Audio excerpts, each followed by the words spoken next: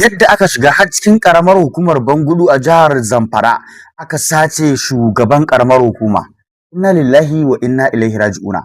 Dan Allah ku saurari wannan murya tun daga farko har ƙarshe domin ku ji yadda lamarin ya faro tun daga farko har ƙarshe har zuwa yadda waɗannan 'yan bindiga suka shigo suka sace wannan shugaban karamar hukuma da wasu mutane da suke tare da shi. Sun shiga gidan nashi, jami'an tsaro sun yi bakin ƙoƙarinsu da sauransu, amma dai sun samu nasarar fita da shi da sauran al'umma, wanda hakan har ya yi sanadiyar rasa rayukan jami'an tsaron da suke nan gidan shi guda biyu da kuma su ma'aikatan banga guda biyu suna. Gaba ɗaya jihar Zamfara idan za ka diba gari mafi kusa da da kwata Gusau to shi ne Bangudu, don ina ga duka kilomita ba zai wuce 20 ba ko kuma 10 wani abu. A'udhu billahi minash shaitanir rajim. Gaskiya ɓarayi ne suka shigo da daddaren nan ne, wanda dare ma bai yi sosai suka kawo hari a nan kai tsaye dai zuwa gidan mai girma shugaban ƙaramin hukumar mulki na Bangudu. To me ya faru bayan sun shigo a ƙaramar wannan garin na Bangudu? To sun shigo ne da zimmar za su je su yi abin da sun ka gara ma a gidan shi, kuma wanda dai Allah ya sa mutane sun ankar, amma dai duk da haka sun shiga gidan nashi, jami'an tsaro sun yi bakin ƙoƙarinsu da sauransu, amma dai sun samu nasarar fita da shi da sauran al'umma, wanda hakan har ya yi sanadiyar rasa rayukan jami'an tsaron da suke nan gidan shi guda biyu da kuma su ma'aikatan banga guda biyu suna.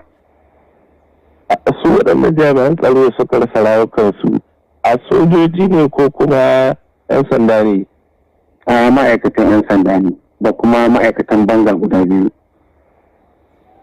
Akwai wani da wani ana ce mai nura ADC, hakan na nan ADC ne ko kuma a yanki? A shi ma'aikacin vigilante ne gaskiya, lakanin shi kenan nura ADC, sannan jazultaccen ma'aikaci ne, yana cikin ma'aikatan da suke kula da gari gaba ɗaya.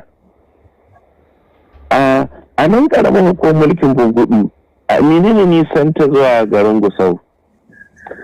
Gaskiya babu wani nisa, don gaba ɗaya jihar Zamfara idan za ka diba gari mafi kusa da da kwata Gusau to shi ne Bangudu, don ina ga duka kilomita ba zai wuce 20 ba ko kuma 10 wani abu. Akwai rahoton da muka samu cewa sun tafi hadda iyalansa da wasu 'yan uwansa, ya gaskiya abin yake? Gaskiya da farko sun samu nasarar ɗauke iyalin shi da kuma ‘ya'yan shi, amma dai daga baya an samu nasarar kubutar da matar shi ɗaya da kuma ‘ya'yan shi guda 4 zuwa 5. A tunanin cewa ƙaramin hukumar mulkin Bangudu tana a kusa da garin Gusau, a samu wani ɗauki ba ne har sun kai nasarar tafiya da shi ya kukuna ba yake?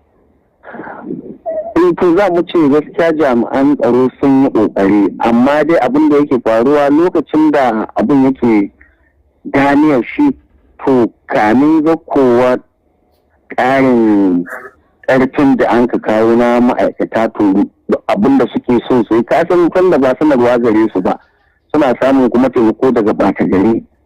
To sun yi abin da suke yi, amma dai ma'aikata sun yi ƙoƙari sun bi su, an samu nasarar kuɓuto da wasu bayan Allah daga cikin waɗanda sun ka ɗauka. A kusan wanda ke nesa zai yi mamaki a ce an shigo an ɗauki shugaban ƙaramin hukumar mulki. Shin shi gida ne da gefen gari ne ko kuma na a tsakiyar garin Bangudu yake? To garin shi yana can ne cikin ƙasa sosai na cikin garin Bangudu, wata unguwa da ake kira Zango. Yawanci a kusan a jihar Zamfara an ba kusan gwamnan Dauda Lawal ya ba da umarnin cewa al'umma su tashi su kare kawunan su. Ni kake ganin ya hana kila a samu kila kyakkyawan jajircewa daga mutane a dangane cewa kila wanda aka aikata da sun ka zo da na yi wa samu nasarar yantawa? To gaskiya ne, gwargwado mutane ma suna ƙoƙarin kare kai ɗin, saboda ko wannan abin da yake faruwa a nan Bungudu mutane sun ba da ƙoƙari, saboda ni illa ka san su wa'annan ɓata gari suna zuwa ne da ƙarfin da baka taɓa kawowa ba, da kuma makamin da kai kanka baka taɓa ji ba ko gani makamancin shi. Wannan yana daga cikin abin da yasa suka yi nasara da duk abubuwan da sun ka samu gaba. Sai dai kiran mu ga gwamnati da sauran mutane da a ƙara jajircewa domin tabbatar da ƙara tsaro da kuma dukiyoyin al'umma. Yanzu wani hali al'ummar karamar hukumar mulkin Bungudu kuke ciki a cikin wannan dare? Muna cikin halin tashin hankali da firgici da kuma rashin kwanciyar hankali, saboda irin ganin abin da ya faru dare bai yi sosai ba, sannan kuma a cikin garin shugaban karamar hukumar mulki Sokoto da iyalin shi, sannan kuma tare da al'ummar da abin ya shafa. Wannan ba ƙaramin abin tashin hankali ba ne. Da ƙarshe ne kiran ka ga hukumomi musamman tun daga jiha har zuwa tarayya, musamman ganin cewa an kawo muku ɗauki a nan ƙaramin hukumar mulkin Bungudu? To kiran da muke ga hukumomi tun daga shugabanni da waɗanda abin ya shafa na ma'aikatan tsaro, don Allah a ƙara kulawa da rayukan al'umma, sannan kuma a ƙara mai da hankali domin ba da kariya ga dukkanin abubuwan da na shahi tsaro a cikin ƙasa da ƙananan hukumomin mu da jihar mu. Don mu yau ƙaramin hukumar mulkin Bungudu mun ga amfanin jami'an tsaro, sannan kuma mun ga amfanin kawo ɗauki da ya kamata mutanen gari waɗanda suka shirya su. Wannan yana ɗaya daga cikin kiran da muke yi, don Allah hukumomi su ƙara taimaka ma talaka domin haka ta bahwa. To jama'a kun dai ji yadda aka yi garkuwa da shugaban karamar hukuma, har 'yan bindiga su baro cikin daji su hau abubuwan hawa su zo har su shiga wato gidan shugaban karamar hukuma su kama shi har da iyalansa, su kuma kashe wasu daga cikin jami'an tsaro. Inna lillahi wa inna ilaihi raji'una. Yanzu fa lamarin ya fara nuna da cewa abin fa ya fara tsallaka iya talakawa, ya fara tsallakawa zuwa ga masu mulki. Wannan dalili yasa muke kira ga hukumomin tsaro a Najeriya da shugabanninmu na siyasa da na sarauta, ya kamata su ƙara dagewa ko kuma su ƙara tashi tsayin daka, su ƙara tashi tsayin daka domin ganin cewa an kawo ƙarshen wannan gagaruman matsalar ta 'yan bindiga a arewacin Najeriya. Lalle tabbas waɗannan 'yan bindigan fa lamarinsu ya fara zuwa inda sai dai mu ƙara cewa inna lillahi wa inna ilaihi raji'una. Kamar da ku sani sun daɗe suna hallaka mutane babu gaira babu dalili, suna kama mutane.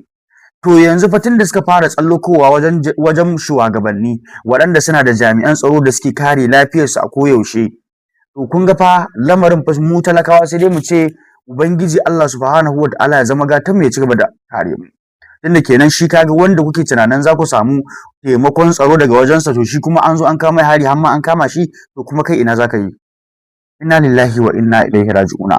Muna kira ga jami'an tsaro da kuma shugabanninmu na siyasa da sarakuna na arewacin Najeriya su ƙara tashi tsaye domin ganin cewa an kawo ƙarshen wannan gagarumin matsala ta tsaro da take ci gaba da yi wa al'umma arewacin Najeriya ɗauki ɗaiɗai. Muna addu'a Allah madaukakin sarki ya kawo mana ƙarshen matsalar tsaro a arewacin Najeriya. Muna addu'a Allah madaukakin sarki waɗannan bayan Allah da aka yi garkuwa da su, Allah subhanahu wata'ala ya kubutar da su cikin aminci.